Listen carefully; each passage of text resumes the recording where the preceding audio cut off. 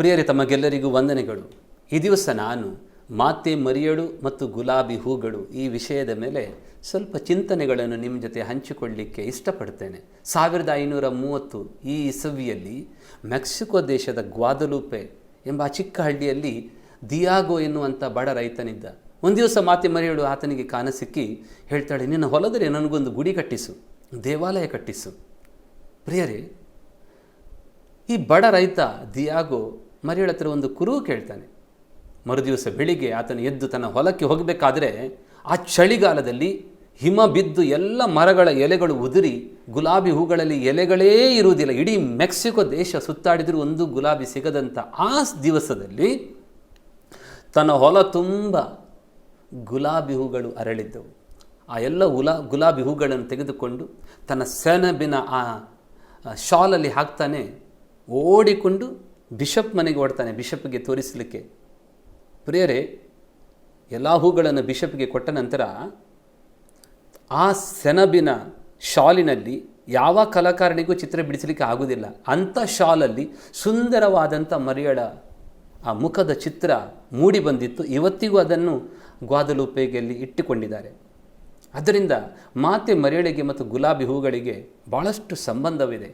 ಪ್ರಿಯರೇ, ಇನ್ನು ಕೆಲವೇ ದಿವಸಗಳಲ್ಲಿ ಮಾತೆ ಮರಿಯಳಿಗೆ ನಾವು ಹೂಗಳನ್ನು ಅರ್ಪಿಸುವಂಥ ಮಾತೆ ಮರಿಯಳ ಜನನದ ಹಬ್ಬಕ್ಕೆ ನೊವೇನವನ್ನು ಆರಂಭಿಸ್ತಿದ್ದೇವೆ.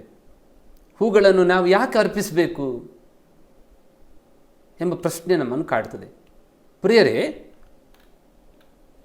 ನಮ್ಮ ಸುತ್ತಮುತ್ತ ಮರಿಯಳನ್ನು ಗೌರವಿಸುವ ಜನರು ಇದ್ದಾರೆ, ಮರಿಯಳನ್ನು ಗೌರವಿಸದ ಜನರು ಇದ್ದಾರೆ. ಒಂದು ಮಾತಿದೆ, some people adore, some people ignore and some people just love. ಪ್ರಿಯರೇ, ನಾವು ಮಾತೆ ಮರಿಯಳನ್ನು ಇಗ್ನೋರ್ ಮಾಡೋದಿಲ್ಲ, ಎಡೋರ್ ಕೂಡ ಮಾಡೋದಿಲ್ಲ, but we just love her. ನೋಡಿ, ದೇವರು ಮಾತೆ ಮರಿಯಳನ್ನು ಪ್ರೀತಿಸಿದರೆ ಖಂಡಿತ ಹೌದು, ನಮಗಿಂತ ಹೆಚ್ಚಾಗಿ ದೇವರು ಮರಿಯಳನ್ನು ಪ್ರೀತಿಸಿದರು. ಯಾಕೆಂದರೆ ಮರಿಯಳು ದೇವರನ್ನು ಎಲ್ಲದಕ್ಕಿಂತ ಮಿಗಿಲಾಗಿ ಪ್ರೀತಿಸಿದರು. ಅದಕ್ಕಾಗಿ ನಾವು ಮರಿಯಳನ್ನು ಪ್ರೀತಿಸ್ತೇವೆ. ಎರಡನೇದಾಗಿ, ನಮಗಿಂತ ಮೇಲಿರುವಂಥ ದೇವದೂತರುಗಳು ಮರಿಯಳನ್ನು ನಮೋ ಮರಿಯ ಪ್ರಸಾದ ಪೂರ್ಣಿ ಕರ್ತರು ನಿಮ್ಮೊಡನಿದ್ದಾರೆ ಅಂತ ಗೌರವಿಸಿದ್ರು ತಾನೇ. ಅದಕ್ಕಾಗಿ ಪ್ರತಿಯೊಂದು ಕಥೋಲಿಕ ಕುಟುಂಬದಲ್ಲಿ ದೇವದೂತರಂತೆ ನಾವು ಕೂಡ ಪ್ರತಿದಿನ ಮಾತೆ ಮರಿಯಳನ್ನು ದೇವದೂತರ ಮಾತಿನಲ್ಲೇ ಗೌರವಿಸ್ತೇವೆ. ಏನು ತಪ್ಪಿಲ್ಲ. ಆದ್ದರಿಂದ we do not adore, neither we ignore, we just love her. ನಮ್ಮ ತಾಯಿಯನ್ನು ನಾವು ಹೇಗೆ ಪ್ರೀತಿಸ್ತೇವೋ ಅದೇ ರೀತಿ ಮರಿಯಳನ್ನು ಕೂಡ ನಾವು ಪ್ರೀತಿಸ್ತೇವೆ. ಈ ಜಪಮಾಲೆಯನ್ನು ನಾವು ರೋಸರಿ ಅಂತ ಕರೀತೇವೆ. ರೋಸರಿ ಎಂಬ ಶಬ್ದ ರೋಸಾರಿಯುಮ್ ಎಂಬ ಶಬ್ದದಿಂದ ಬಂದಿದೆ. ಅದರ ಅರ್ಥ ಗುಲಾಬಿ ಹೂಗಳ ತೋಟ. ಆದ್ದರಿಂದ ನಮ್ಮ ಪ್ರತಿಯೊಂದು ಮನೆಗಳಲ್ಲಿ ಮಾತೆ ಮರಿಯಳಿಗೆ 150 ನಮೋ ಮರಿಯಗಳನ್ನು ನಾವು ಅರ್ಪಿಸ್ತೇವೆ. ಅದರ ಅರ್ಥ ನಾವು ಪ್ರತಿಯೊಬ್ಬರು ಮಾತೆ ಮರಿಯಳ ಮೇಲೆ ಪ್ರೀತಿಯಿಂದ ಪ್ರತಿದಿನ ಅವಳಿಗೆ 150 ಪರಿಶುದ್ಧವಾದ ಗುಲಾಬಿಗಳನ್ನು ಅರ್ಪಿಸ್ತೇವೆ. ಈ ಗುಲಾಬಿಗಳನ್ನು ನಾವು ಅರ್ಪಿಸುವಾಗ ಮಾತೆ ಮರಿಯಳು ಏನು ಹೇಳ್ತಾಳೆ? ಅವಳು ಇಷ್ಟೇ ಹೇಳ್ತಾಳೆ, ನನ್ನ ಆತ್ಮವು ಕರ್ತರನ್ನು ಸ್ತುತಿಸುತ್ತದೆ. ದೇವರೇ, ಇವರು ನಿಮ್ಮ ಮಕ್ಕಳು, ನಿಮಗೆ ಪ್ರಿಯವಾದವರು ನನ್ನ ಬಳಿ ಬಂದಿದ್ದಾರೆ. ಈ ಗೌರವ ನನಗೆ ಬೇಡ, ಇದು ನಿನಗೆ ಸಲ್ಲಲಿ. ನನ್ನ ಆತ್ಮ ಕರ್ತರನ್ನು ಸ್ತುತಿಸುತ್ತದೆ. ಎಂಥ ಒಂದು ಶ್ರೇಷ್ಠ ವ್ಯಕ್ತಿತ್ವ ನೋಡಿ. ಆದ್ದರಿಂದ ಮನವಿ ಮಾಲೆಯಲ್ಲಿ ಕೂಡ ನಾವು ಹೇಳ್ತೇವೆ ಮಿಸ್ಟಿಕಲ್ ರೋಸ್, ರೋಸಾ ಮಿಸ್ಟಿಕಾ, ಗುಪ್ತ ಗುಲೋಬ, ಗಹನವಾದ ಗುಲಾಬಿ ಪುಷ್ಪವೇ. ಮರಿಯಳಿಗೆ ಗುಲಾಬಿ ಪುಷ್ಪಕ್ಕೆ ಹೋಲಿಸಿದ್ದೇವೆ. ಯಾಕೆಂದರೆ ಅದು ಅರಳಿದರೂ ಪರಿಮಳ, ಅದು ಜಜ್ಜಿದರೂ ಕೂಡ ಪರಿಮಳ. ಆದ್ದರಿಂದ ಮರಿಯಳು ಎಲ್ಲೆಲ್ಲಿ ದರ್ಶನ ನೀಡಿದರೋ ಭಕ್ತರಿಗೆ ಆ ಎಲ್ಲ ಸ್ಥಳಗಳಲ್ಲಿ ಗುಲಾಬಿ ಹೂಗಳನ್ನು ಅಥವಾ ಗುಲಾಬಿ ಗಿಡಗಳಲ್ಲಿ ತುಂಬ ಹೂಗಳನ್ನು ನೀಡಿದಳು. ಬನ್ನಿ ಕೆಲವೊಂದು ಘಟನೆಗಳನ್ನು ನಾವು ನೆನಪಿಸಿಕೊಳ್ಳೋಣ. ಮಾತೆ ಮರಿಯಳು 1858ರಲ್ಲಿ ಲೂಡ್ಸ್ ಪಟ್ಟಣದಲ್ಲಿ ಬರ್ನಾದೆತ್ ಸುಬೇರಿಯಸ್ ಎನ್ನುವರಿಗೆ ದರ್ಶನ ನೀಡಿದರು. ಆವಾಗ ಆ ದರ್ಶನ ನೀಡಿದಂಥ ಆ ಗುಹೆಯ ಸುತ್ತ ಇರುವಂಥ ಕಾಟು ಗುಲಾಬಿ ಗಿಡಗಳಲ್ಲಿ ಸುಂದರವಾದಂಥ ಗುಲಾಬಿ ಗುಚ್ಛಗಳೇ ಮೂಡಿಬಂದವು. ಪೋರ್ಚುಗಲ್ನ ಫತಿಮದಲ್ಲಿ 1917ರಲ್ಲಿ ಮಾತೆ ಮರಿಯಳು ಜೆಸಿಂತಾ, ಲೂಸಿಯಾ ಮತ್ತು ಫ್ರಾನ್ಸಿಸ್ಕೋ ಈ 3 ಮಕ್ಕಳಿಗೆ ಕಾಣ ಸಿಕ್ಕಿದರು. ಆ ದರ್ಶನ ನೀಡುವಾಗ ಆಕಾಶದಿಂದ ಗುಲಾಬಿ ಹೂಗಳ ಆ ಸುರಿಮಳೆಯೇ ಜನರು ಕಂಡರು. ಪೋಲೆಂಡ್ನ ಯುಗೋಸ್ಲಾವಿಯಾದಲ್ಲೂ ಕೂಡ ಮರಿಯಳು ದರ್ಶನ ನೀಡಿದ ಸ್ಥಳಗಳಲ್ಲಿ ಗುಲಾಬಿ ಗಿಡಗಳು ಹೂಗಳಿಂದ ಕಂಗೊಳಿಸಿದವು. ಮತ್ತು ಈ ಗುಲಾಬಿ ಗಿಡಗಳು ಔಷಧೀಯ ಗುಣಗಳನ್ನು ಹೊಂದಿವೆ. ಯಾರೆಲ್ಲ ಈ ಹೂಗಳನ್ನು ಬಳಸಿದರೂ ಅವರ ರೋಗಗಳೆಲ್ಲ ಗುಣವಾದವು. ಇಟಲಿಯಲ್ಲಿ 1842 ಅಲ್ಫೋನ್ಸ್ ರಾಶಿಬೋನ್ ಎಂಬವರಿಗೆ ಒಂದು ಚರ್ಚಿನಲ್ಲಿ ಮಾತೆ ಮರಿಯಳು ದರ್ಶನ ನೀಡಿದರು. ಅದೇ ಕ್ಷಣದಲ್ಲಿ ಆ ಚರ್ಚಿನ ಸುತ್ತಮುತ್ತ ಇರುವಂಥ ಗುಲಾಬಿ ಗಿಡಗಳಲ್ಲಿ ಸುಂದರವಾದಂಥ ಗುಲಾಬಿ ಹೂಗಳು ಅರಳಿದವು. ಫ್ರಾನ್ಸ್ನಲ್ಲಿ 1846ರಲ್ಲಿ ಮಾತೆ ಮರಿಯಳು 2 ಮಕ್ಕಳಿಗೆ ದರ್ಶನ ನೀಡಿ ದೊಡ್ಡ ದೊಡ್ಡ ಗುಲಾಬಿ ಗುಚ್ಛಗಳನ್ನೇ ಅವರ ಕೈಗೆ ಕೊಟ್ಟರು.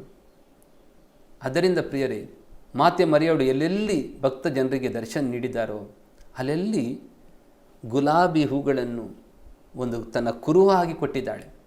ಯೇಸುವಿನ ಕಿರಿ ಪುಷ್ಪ ತೆರೇಸಾ ಅವರು ಜೀವಂತ ಇರುವಾಗ ಹೇಳ್ತಿದ್ರು, ನಾನು ಸ್ವರ್ಗದಿಂದ ನಿಮ್ಮೆಲ್ಲರ ಮೇಲೆ ಗುಲಾಬಿ ಹೂಗಳನ್ನು ಮಳೆಗೆರೆಯುತ್ತೇನೆ ಅಂತ. ಅದಕ್ಕಾಗಿ ಅವರು ಸಾಯುವ ಮೊದಲು ಅವರ ಕೋಣೆ ತುಂಬ ಈ ಗುಲಾಬಿ ಹೂಗಳ ಪರಿಮಳವೇ ಆವರಿಸಿತು. ಮತ್ತು ಸತ್ತ ನಂತರ ತುಂಬ ದಿವಸಗಳವರೆಗೆ ಗುಲಾಬಿ ಹೂಗಳ ಪರಿಮಳ ಇಡೀ ಪರಿಸರ ತುಂಬಿತ್ತು. ಅಷ್ಟು ಪರಿಶುದ್ಧರು, ಅಷ್ಟು ಪವಿತ್ರರು ಅವರಾಗಿದ್ದರು. ಮರಿಯಳ ಭಕ್ತೆಯಾದ ಹಂಗೇರಿಯ ಸಂತ ಎಲಿಜಬೆತ್ ಇವರು ತನ್ನ ಊಟದ ಮೇಜಿಂದ ಮನೆ ಮಂದಿಯ ಕಣ್ಣು ತಪ್ಪಿಸಿ ಹಳ್ಳಿಯ ಬಡ ಜನರಿಗೆ ಊಟ ಕೊಂಡೊಯ್ಯಿ ಕೊಡ್ತಿದ್ಳು.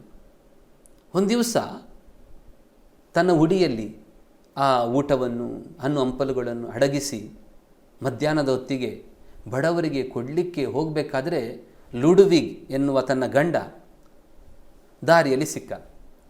ಈಕೆ ಏನೋ ಕದ್ದುಕೊಂಡು ಹೋಗ್ತಾ ಇದ್ದಾಳೆ ಎನ್ನುವುದು ಆತನಿಗೆ ಗೊತ್ತಾಗಿ ತೆರೆದು ನೋಡಬೇಕಾದರೆ ಆಕೆಯ ಉಡಿ ತುಂಬ ಗುಲಾಬಿ ಹೂಗಳವೇ ತುಂಬಿದ್ದವು.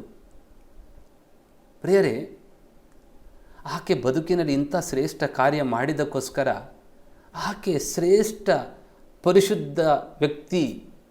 ಆಕೆಯ ಸಮಾಧಿಯನ್ನು ಸ್ವಲ್ಪ ವರ್ಷಗಳ ನಂತರ ತೆರೆಯುವಾಗ ಇಡೀ ಸಮಾಧಿ ಗುಲಾಬಿ ಹೂಗಳಂತೆ ಪರಿಮಳ ಸೂಸ್ತಿತ್ತು. ಅದರಿಂದ ಈ ರೀತಿಯ ಅನುಭವ ತುಂಬ ಜನರಿಗೆ ಆಗಿದೆ. ಮಾತೆ ಮರಿಯಳಿಗೆ ಹೂಗಳೆಂದರೆ ಇಷ್ಟ. ಯಾಕೆಂದರೆ ಮಾತೆ ಮರಿಯಳು ದೇವರ ಆ ಬಿಡುಗಡೆಯ ಕಾರ್ಯದಲ್ಲಿ ಮೊದಲ ಫಲ, ಮೊದಲ ಪುಷ್ಪ ಅಂತಲೇ ಹೇಳ್ಬೋದು. ಪರಿಶುದ್ಧವಾಗಿ ಈ ಮಳೆ ಬಂದುವಾಗ ಹೊಸ ಗಿಡಗಳು ಬೆಳೆಯುತ್ತವೆ. ಈ ಹೊಸ ಗಿಡಗಳಲ್ಲಿ ಮೊಗ್ಗರಡಿ ಹೊಸ ಹೂಗಳು ಬರ್ತವೆ. ಅದು ಸೆಪ್ಟೆಂಬರ್ ತಿಂಗಳಲ್ಲಿ ನಾವು ಮಾತೆ ಮರಿಯಳಿಗೆ ಹೊಸ ಫಲವಾದ ಮಾತೆ ಮರಿಯಳಿಗೆ ಹೊಸ ಪುಷ್ಪಗಳನ್ನು ಅರ್ಪಿಸ್ತೇವೆ. ಆದ್ದರಿಂದ ಪ್ರಿಯರೇ, ಈ ದಿವಸ ಒಂದು ವಿಚಾರವನ್ನು ನಮ್ಮ ಮನಸ್ಸಿಗೆ ತರೋಣ.